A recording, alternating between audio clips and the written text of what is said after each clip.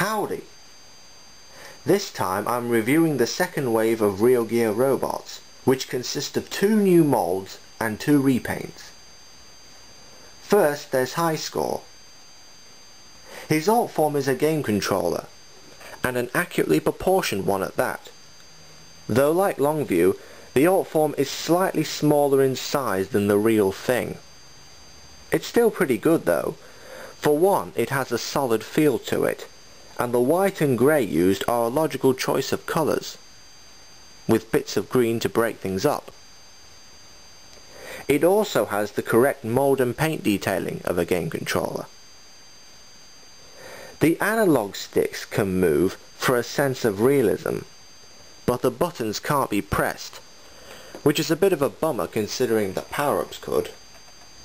The transformation is very straightforward and has an automorph. If you flip this tab up here, the head automatically flips up, and the chest panels slide together.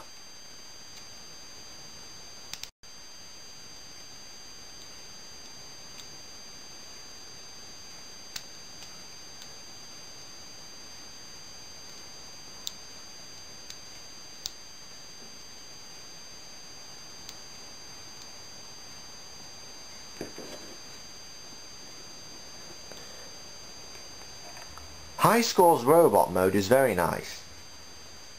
He's proportioned like a gorilla, giving him a tough appearance and thus lots of personality. Mould and paint detailing are the same, and the green paint apps and magenta optic liven up the appearance. Despite his gorilla proportions, he has a lot of articulation, and he can even pose in the gorilla posture.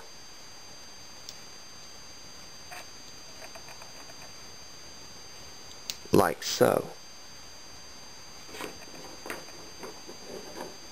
There we are. The only problem I have with him is that the screws are plainly visible on the front of his arms, which spoil the look a bit. But overall, I still highly recommend him. Next there's Nightbeat, who is a straight repaint of Booster. The colour scheme is practically the polar opposite to the original, which had all those fiery paint apps. Here, the paint detailing this time round is more cool and aquatic. Though in comparison with the original, he looks rather bland, even with the Autobot symbol on the earpiece. Some parts of the MP3 player, however, are painted in a metallic shade, giving it a more realistic appearance. Mold detailing is the same, and this version still lacks an LCD screen. The transformation is obviously the same as Booster's.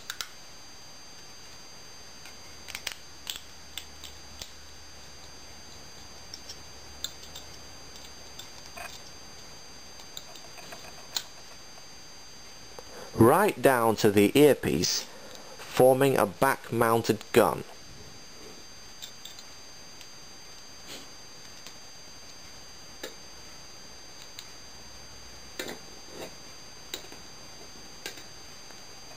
In his robotic bird mode, Nightbeat shares the same problem with Booster of having loose hips.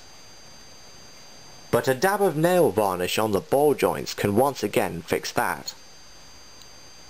Otherwise, they're equal in their strengths and flaws mold-wise. As for the colour scheme, the dark blue plastic used for the feathers makes him look a little less plain in this mode, and he has an Autobot symbol on his head. Nightbeat still doesn't look as dynamic as Booster, but overall, he's still worth getting. As for the Decepticons, firstly, there's Meantime. He is appropriately a watch, but of all the rear gear alt forms, his is one of the weakest overall. The straps are bulkier than those on a real watch, though since there's no other way to form the robot limbs, it's understandable why this is. On several occasions, they also split in half easily. The general colour scheme isn't that eye-catching really, but still appropriate for a watch. There's also plenty of mould and paint detailing too. The robot head horns resemble a start and stop button for a timer. A time is printed on the watch face. They could have painted the screen in a glow-in-the-dark green to create a sense of realism, but he can actually fit around my wrist, though not with the straps connected. The transformation revolves around an automorph. First you split the straps, and then when you fold the lower halves down and snap them together to form the pelvis and legs, the head automatically rises.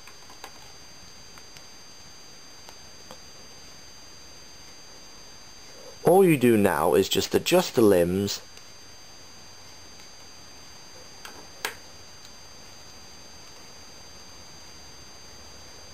and turn the watch face round, and you're done.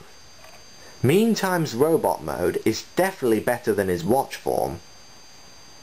His proportions are very good, and he has excellent articulation, especially since there's no alt mode kibble to speak of. His heel spurs stick out further than they should, though they help him to balance at least since he's thinner than most Transformers I've got. Mould and paint detailing are the same, and the watch face makes a very nice chest and torso.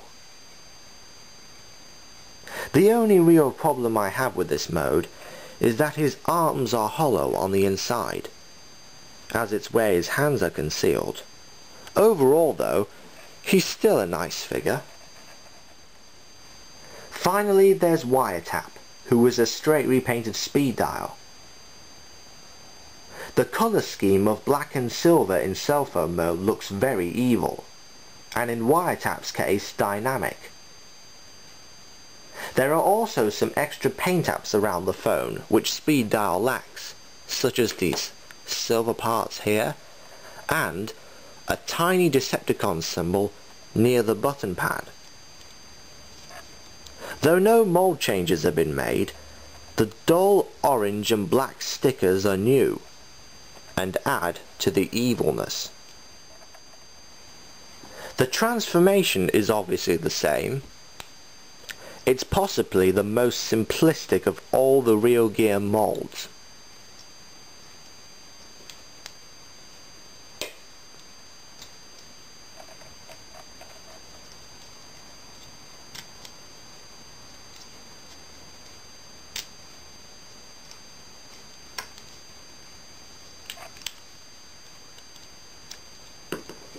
There we go.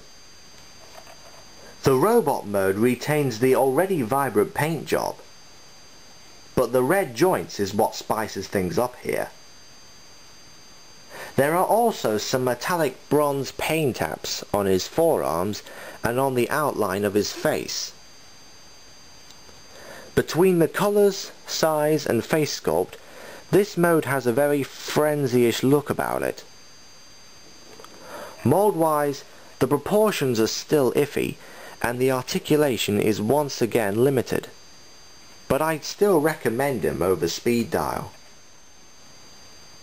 In conclusion, Highscore is the winner of this wave, but the other figures are still pretty good and worth getting, and they are all a general reminder of how great this subline really is. That's all for now. Classics Ramjet is next for reviewing, but until then, till all are one.